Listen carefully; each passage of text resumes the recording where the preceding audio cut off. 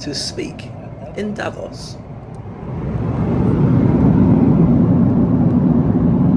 Ladies and gentlemen, I've hosted over 1,000 events, and there's nothing more exciting or nerve-wracking than getting to introduce one of the best in the business. He's an award-winning international motivational speaker and coach. He's worked with celebrities like James Brown and Bruce Willis. And I'm Jack Canfield. And I'm Brian Tracy. And I'm John Gray. I'm Jared Robin. And I'm Perry Marshall. Hi, and I'm George Reagan.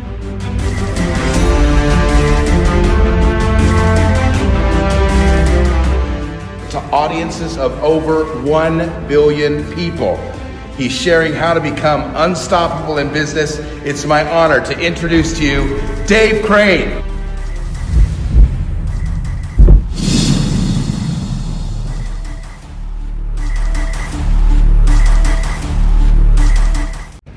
Here I am in Kerr, and that's not too far from Davos. You can see the mountains up there.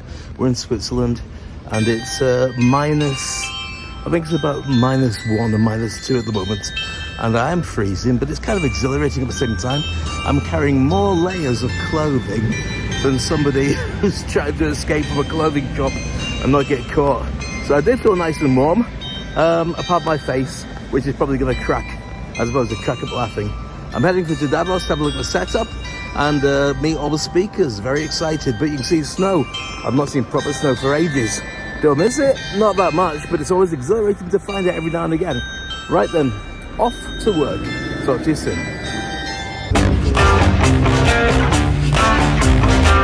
Here we are in Davos. I'm just outside the Mountain Plaza Hotel, where it's slightly off the main street, and the weather's much better today. I don't know if you can see the signage there.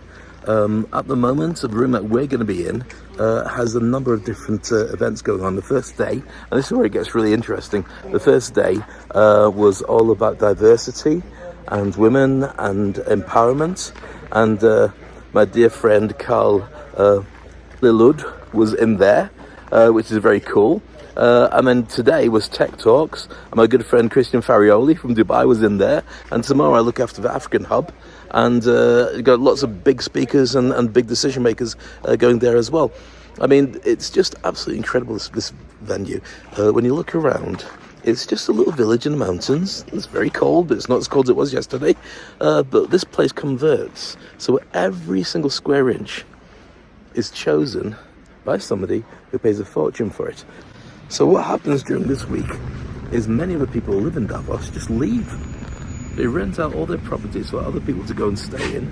And so you've got all the biggest names in the world. I mean, just on the drive up here, so Meta, Palantir, you saw DP World, many of the companies, many of the biggest names that you see everywhere, representing countries as well. And each one of them has got a space and a priority. There's security everywhere. You don't get in here unless you have been vetted and checked. So yes, I have been. And on the way in, there's a long drive through the mountains. And as you go up, we're stopped by the police. They checked our passports to make sure they were okay. Good job I brought mine with me. I never take it anywhere, but somehow I brought it with me on today's trip. It is fascinating, it is bonkers, and it is a place that the world meets to decide how finances are going to run for the next 12 months and beyond. And most of all for me, I'm very excited because I'm going to be launching my book, The Thought Leader's Playbook. I'll be on an official launch of that book in front of Africa. This is slightly off the beaten track, deliberately so we can get a lot of people in.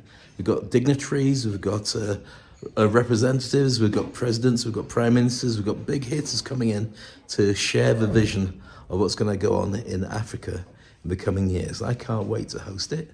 I can't wait to tell you more about it. This is Prince Henry, working hard, carrying chairs to make sure the whole thing's amazing.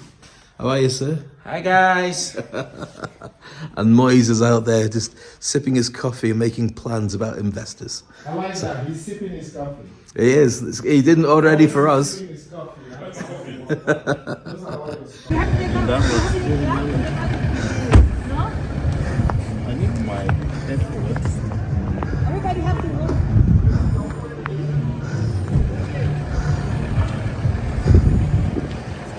Welcome to Davos. You see here, it's beautiful. You can see what it looks like with all the snow. It feels very Christmassy without it even being Christmas. But this is a lull before the storm. As I speak right now, it's just before 8 o'clock. People haven't started arriving yet, but we're going to be serving breakfast and the action's going to start. Can everyone hear me okay if I talk like this? Because I believe that we're going to be streaming live across the world. And we're going to have about 50,000 people watching at least. So I just want to make sure that you can hear me properly. There's nothing worse than doing a mime act when people are watching at home, including my wife, because she has no idea where I've been for 4 days.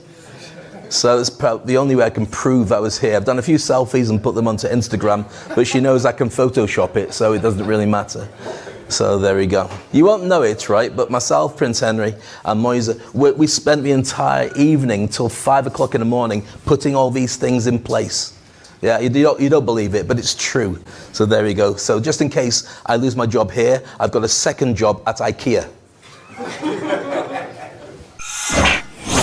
One of the things I will recommend, by the way, and I may mention it later on during our housekeeping, is this is also a massive opportunity to network. Now, what normally happens is people say, hi, how are you, and then go home with no contacts or whatever. Don't treat it like that. The way that we want to build this whole event and this whole culture and this whole community is that it feels like old friends and members of family coming back together, because ultimately everyone started off in Africa, whoever you are, whatever nationality you are, whatever you look like, and so it is effectively coming home, just with different mums and dads along the way, if that makes sense. So the way that I would do that, and not everybody wants to, but what I do is I get a selfie with the person I'm talking to, and then I go to WhatsApp, and I don't know if you've done this on WhatsApp before, but on WhatsApp you can go to, has everybody got, who hasn't got WhatsApp? Who's too rich that you would never connect with human beings anyway? A couple of people, okay. But what you do is you go on WhatsApp, and there's a QR code that you can find, which is, if you go to the settings bit, there's a tiny little blue QR code, you press that, and it brings up this weird thing that looks like that. So then you get the person in front of you to scan it, or you scan it from them, and then you get their details instantly, and your job is to send the selfie you took of both of you to them.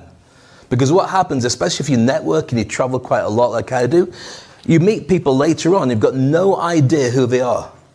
Or they send you a message on LinkedIn. Of course, everyone's picture on LinkedIn was like 25 years ago, when we left university and they had hope.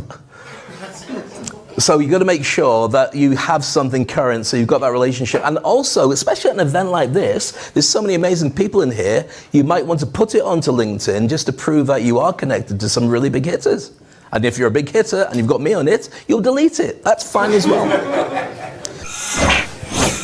If you see the picture on my phone, I can't really show everybody from here, but what I did was I went onto ChatGPT and I got to scan a picture of me. And I said, oh yeah, you can put this on camera. I said, I want you to take a picture of me. I want you to describe what I look like and make me look younger and thinner. And so that's me as Blade. You can't really see it very well, but that's me as Blade. I've also got me scoring for England in the World Cup final and doing stuff. And I also did one where I said, right, put a little bit of weight on me, because I think I don't want to look like that, and put me in a Santa Claus outfit at Davos, speaking to the African hub. And I can't show you that. It looks like Santa Claus has been inflated. So that one's going straight in the bin. I showed my daughter, she laughed, took her to school. She's not my daughter anymore. So we're due to start in a few moments' time. Okay, I'm going to do a little bit of a housekeeping rules to make sure that we're all on the same page. With your phone, put it on silent. There's nothing worse than your phone ringing. And if you do have to answer it, please take it out of the room. Because what happens is when you start talking and you go, yeah, I'm here, I'm at the African hub, and it's amazing, and the compere is really funny, but I'm not going to talk to him later on because I don't know who he is, and all this kind of, people can hear exactly what you're doing. So either say, I'll talk to you later, or take it outside, because we've done a special deal with WEF that we can take your phone and sell it on eBay. Our hashtag that we're going to use, you've got two options. First one is hashtag African Transformation Group, or hashtag ATG. I know which one I'm using. So hashtag ATG is much easier. Feel free to take photos, to take videos, to share it with other people who didn't get an invite. Fire exits are, there's one there, there's one there, and I think there's one there, but I'm not sure if it runs into the kitchen, in which case that's probably where the fire's coming from. Don't go there. If you do hear alarms, and I've not heard the alarm, then obviously head towards the fire exit. I would just go and stand in snow, to be honest with you. You're probably going to be okay from there. But if you don't hear the fire alarm, or you're busy, or you're hard of hearing, look for the guy that looks like Bob Marley's older brother, screaming and running towards the fire exit, and follow me. Because one of the things that happens, and most people don't know this, is when you're a speaker, when you walk into a room, and if you've ever spoken, you'll have experienced this before. Speakers go on and they share some incredible content, and normally the room goes silent during the speech, and then afterwards the room stays silent. And the speaker doesn't know whether it went down well or not, and they walk, well, thank you very much, like this. So what you need to do is make sure you clap for everybody, to make them know that they've done a great job. If afterwards they're terrible, don't clap so much, but make sure they know that. So here's what we're going to do. We're going to have a little bit of a practice of making applause. And I know you're all seniors, and you're all brilliant, and you're all really high end. And the reason I'm sharing this with you is so you can do this next time you're speaking. So you get this incredible feedback. So what I'm going to do is teach you all to make a little bit of noise and energy. And I think this room is very warm, so that's okay. It's not as bad as standing outside waiting for ages for all these white vans to go past. These black vans with all the windows covered that it was earlier. So I'm going to ask you just to, in fact, I'm going to do a practice of this. If I say, good morning, everybody, good morning. Oh, look at that. You warmed up already? That's amazing. My job is done. Check, please. No. Okay. So here's a little trick for you. If you do a lot of speaking, this is something I'll give you for free because I teach people how to speak. When you say good morning, everybody, good morning, your audience normally goes, and then you've got to say the same thing again. So here's what you do. You say, good morning, everybody, good morning. And they go, oh.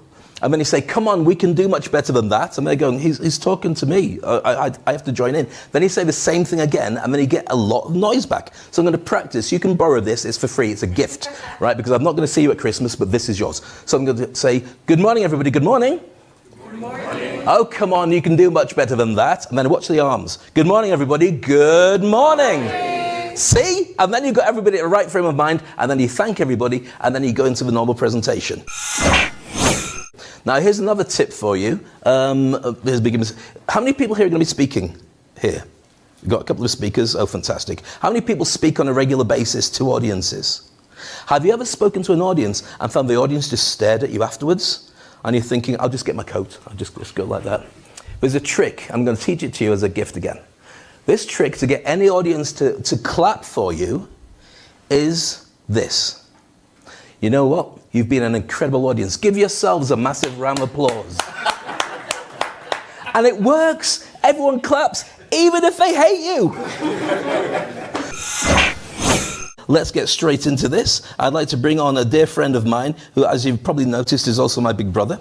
And he is the president of the African Transformation Group. Please put your hands together for Prince Henry Madafi. Thank you. Thank you. Thank you. Good morning, ladies and gentlemen. It's fantastic to have you here. Please help me welcome our Honorable Minister of Finance, Wale Edu of the Federal Republic of Nigeria. You're welcome, sir. Thank you. So next up on stage, I'd like to invite a very dear friend of mine, somebody I really admire on every level. Not least the fact that he dresses much better than me, and he walks much better than me, and when he talks, I'm going, I've got a squeaky voice, thank you so much. But today he's going to share with you some incredible stuff as he shares with you all about the impact of the diaspora funding and what that's going to do for everybody. It's a showcase presentation followed by a fireside chat. So to bring him on stage, it's my utter pleasure to invite on the co-founder of Abroad and also the co-founder of the ATF Group, Mr. Moise Kamini. Please give it up, Moise. You want to take this microphone? I'll be talking about, we'll be mentioning being bold, and I think everyone who knows me, I'm quite bold. Okay. We would like to transform the continent, and the way we thought of doing it is through this. Abroad. There's a potential of 220 billion available for investment. And we are bold. We believe in the next 10 years, we can channel $1 trillion through our platform. How do we do that? Let me explain. So, having said that, I'm just overjoyed having this team. And please, a round of applause for this team. Thank you so much. Please. Thank you.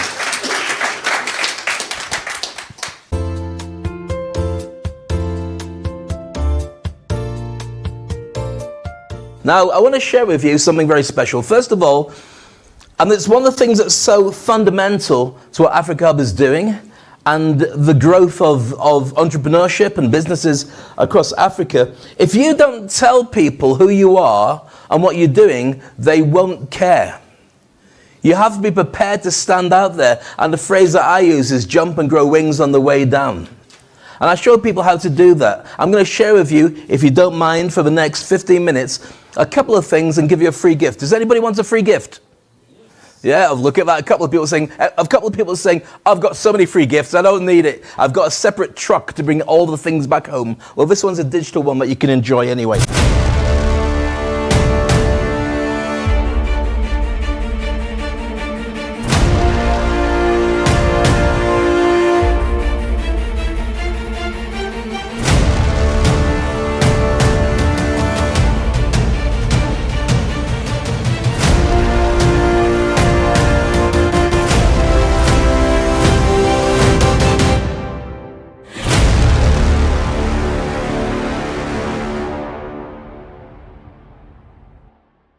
So here's a quick one. Right. What does society value most? Question for anybody in the audience. What does society value most? Impact? Anything? We've got impact so far. I'll put you out of your misery. Information is good as well. Anybody else want to say something? It's this, status. You could read it. I cheated and put it forward. Status. Now this is really bizarre. Status is the number one thing that's valued across all nationalities, across all races, across all countries, religions, for over thousands of years. Your status is the one thing that elevates you higher than anybody else, and they will invest with you as a direct result of doing it. I'm going to break down why it's so important that you get this correct. Because ultimately your status gives trust and credibility. And trust and credibility is what people will buy from you. Now I realize that in this room, everybody in this room is a big hitter. You're either incredibly wealthy or incredibly positioned or a combination of both. Incredibly famous. But ultimately, why do you get to have so much success? Trust and credibility. People Google you. People continue to refer you to others. And when you arrive, they know exactly who you are. But not everybody can do that. And that's what I want to share with you about how you become more effective with that.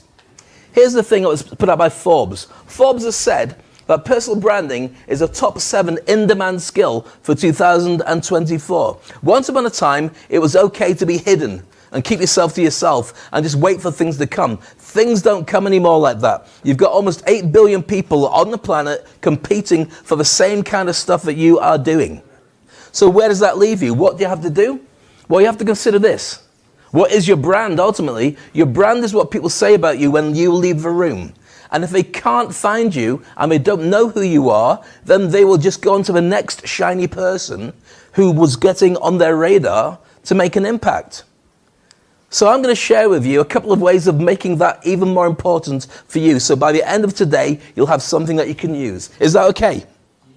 Is that okay? Yeah. Fantastic. Okay, I've created a book called The Thought Leader's Playbook. And here in Davos, this is the official launch of my new book. Thank you. And that's it. Good night. No. So here's what happened. I was speaking on stages all around the world and teaching CEOs, decision makers, politicians, VIPs, celebrities how to speak. Then the pandemic hit. And for 2 years, nobody was speaking on stages, least of all me. And I had to realize, how do I create an impact?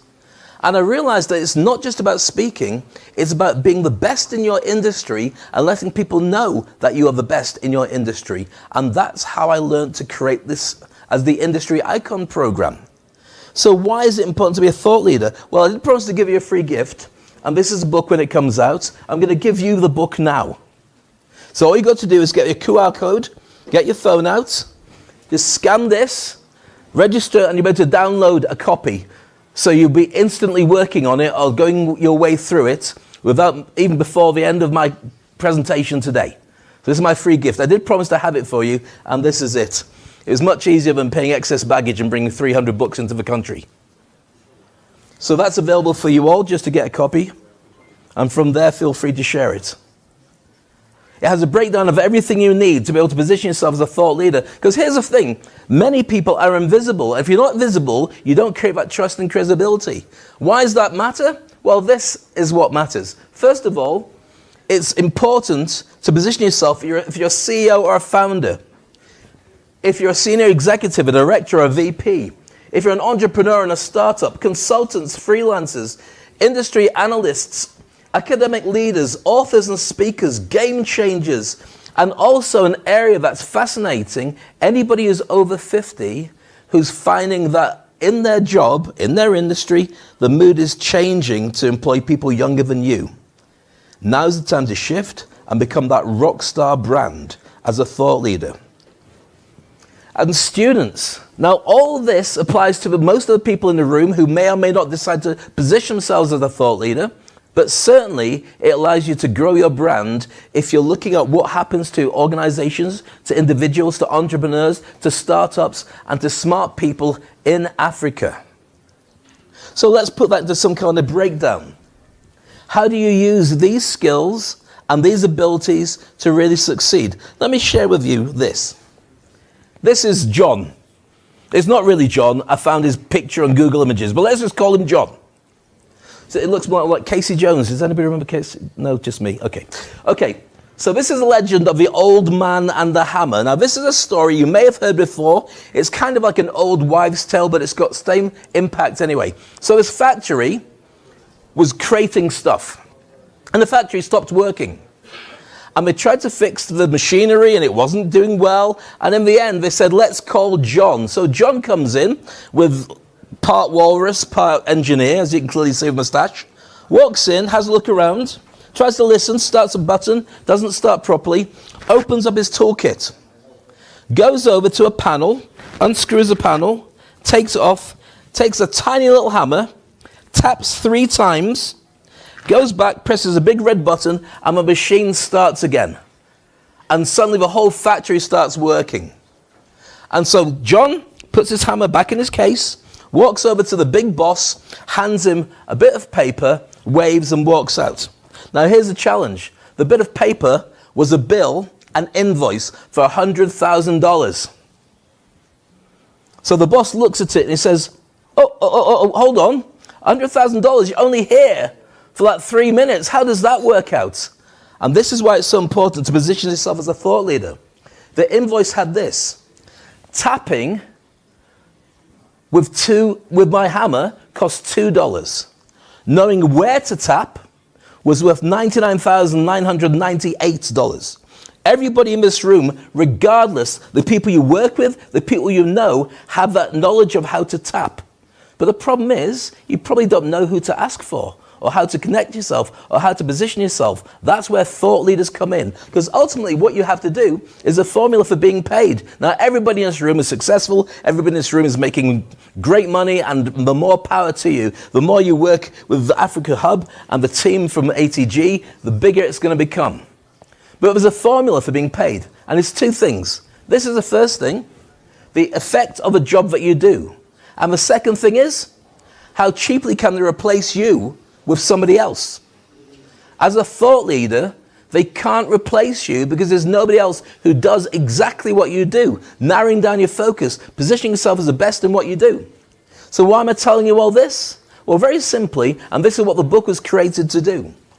Your expertise, everybody's expertise in this room, is one of the most valuable assets that you have, and most people let it die with them. When you're looking at what's happening in Africa, you've got a whole empire, potentially, I won't go there and say that word again, but you've got a whole potential massive countries where your knowledge will help a group of people to fast track where they need to be. You owe it to them. Because knowledge is power, and people will pay for that. They'll pay for that ability to be positioned to fast track who they are. My clients who work with me all make 6 to 7 figures on top of their normal wages by tweaking and positioning themselves differently, to write a book, to do a podcast, to speak on stages, to find new things related to what they do, running a course or mentoring people. Prove you can help them, find out what their headache is and fix their headache. That's what thought leaders do. So the industry icon is the thing that I produce to help people to be able to position themselves as the best in their industry. So how does that work for you? Well, we've mentioned it a number of different times today. It's about creating your legacy. Now, here's the thing that most people get wrong about legacy. Legacy is about what people think about you when you die. Why would you wait that long? Do it now. Have your legacy while you're alive and enjoying and eating, croissants and enjoying your coffee and connected to people that love you. But you can see how it grows as you do it now. Position yourself as a thought leader. For me personally, once I'm gone, I'm gone. I don't care. I'd like to know now. I'm sure the same is true for you as well. So legacy, this is what I show people to do. You might want to take a photo of this if you're just considering the stuff we're talking about. I won't leave it up for long, but if you connect with me directly, I'll happily share this with you. This is a template on the things that are opportunities for thought leaders who position themselves as being the best that they can be. I'm not saying you should do all these things. You find a buffet of all these things and choose the ones that fit you. I'll write a book. I'll do a book tour. I'll do a podcast about the book. I'll run it as a course. I'll bring people in and show them. I'll work with organizations that need my services and I'll show them how to do all those things. It's a business. I'll move to one side because so I stand here. You go, Dave, move out the way. We want that, not you. I'll just stand here. Has everybody got a copy of this now? I'm happy for you to go home and start working on it yourself. Combine it with the book that you've just downloaded and you'll find things happen very, very quickly indeed. So here's what leaders are saying about my book, The Thought Leaders Playbook. Let's have a little look at this. Anyone heard of this guy? Dave Ulrich is seen as the godfather of HR. There's a world-ranked #1 HR expert. This is what he was saying about it. I won't read it out because I know that if it just looks like bragging rights, and also if I get it wrong, you say, he knows how to make thought leaders, but he can't read properly, so I'll just leave it as it is. Here's another gentleman here, Joel Comm, one of the best-selling speakers, and in the internet space and in the fintech space, seen as one of the biggest hitters as well. Another gentleman here, Raymond Aron, best-selling author. I'm one of the best speakers I've ever seen in my entire life. That's what he had to say as well. Next up, Dr. Corey Block. And I'm based in Dubai. That's the UAE's #1 business coach. Works with Marshall Goldsmith and so on. So I could go on and show you these. They get boring after a while. You're just going, yeah, Dave, yeah, Dave. It doesn't matter. Here's the one question that I'll share with you. The one thing that you should really ask is not about what you do. It's what can you do for other people. Once you've worked that, then that's what you do. So the question to always ask is, what's in it for them? Not what's in it for you, what's in it for them? If you satisfy that, it works. If you're married, that's a question you ask. What can I do to make my partner happy? And if you can satisfy that and make them happy, they'll never complain about anything ever again, unless you're married to mine, in which case then maybe one or two things. Can we erase that from the video as well? Too late. Streaming across 50,000 people going, I'm going to tell you, missus. Okay, so some incredible hitters there. So if you want to be a business rock star, this is how you do it. I'll show you this once again if anybody hasn't taken a copy of it. It's a Thought Leaders Playbook. It's there for you to share amongst your community. If you want to know how to do this with more impact, or even better, if you want to look at what you do and say, Dave, I'm an expert at what I do, but I haven't shown enough people, I will show you exactly how that's done. Success leaves clues. The world is hungry. This place here is desperate and hungry for expert leaders to show them how to fast track and go from what's inevitable for Africa to be seen and respected around the world in the next 25 to 30 years. We can do this in 10 to 15 just by coming together and bringing everybody home. Wherever you're from, wherever you do, there's huge opportunities. And I want to see that you are at the forefront of that, positioning yourself as a thought leader and creating it. What do? I show people how to jump and grow wings on the way down. And if there's one thing I could leave you with, it would be just that. My name is Dave Crane. It's been a pleasure spending time with you. Thank you so much.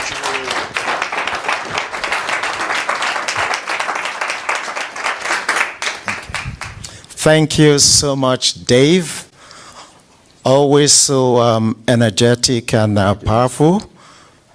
Thank you for bringing your ideas, your passion, and your belief in a brighter African future. Together, we will turn today's possibilities into tomorrow's realities. Let us embark on this journey with promise of making history, not just for Africa, but for the world. Thank you, and let's forge ahead with courage, collaboration, and conviction. Thank you, and thank you once again.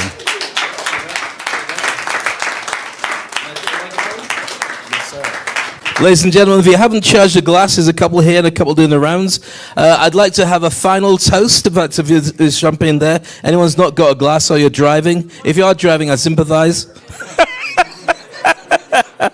That was my sympathy. Everybody who's participated today, whether you're sitting in the audience or speaking on stage or supporting or investing in some of the many projects we've got here. Everybody who's going to be connecting with everybody in the room. When they look at what's happening on social media, they look at the projects that are moving forward, and they look at opportunity and how they can contribute. But most of all, to the continent that everybody in this room has made the commitment to raise to the top of the food chain. I ask you to raise your glasses, and this toast is to you and to Africa. To Africa. To Africa. And that's it. I'm done. Finished with Davos, heading back to glorious Dubai. And the airport's busy, crazy busy, full of decision makers, full of millionaires, billionaires, politicians, everybody who's been there. I bumped into a couple of my old friends, and always happy to make more too. But meanwhile, the most important thing for me is just to get back to my girls, find a family, walk with dogs, have a cup of tea, and chill. Thanks for coming with me on my adventure. I look forward to taking you on another one.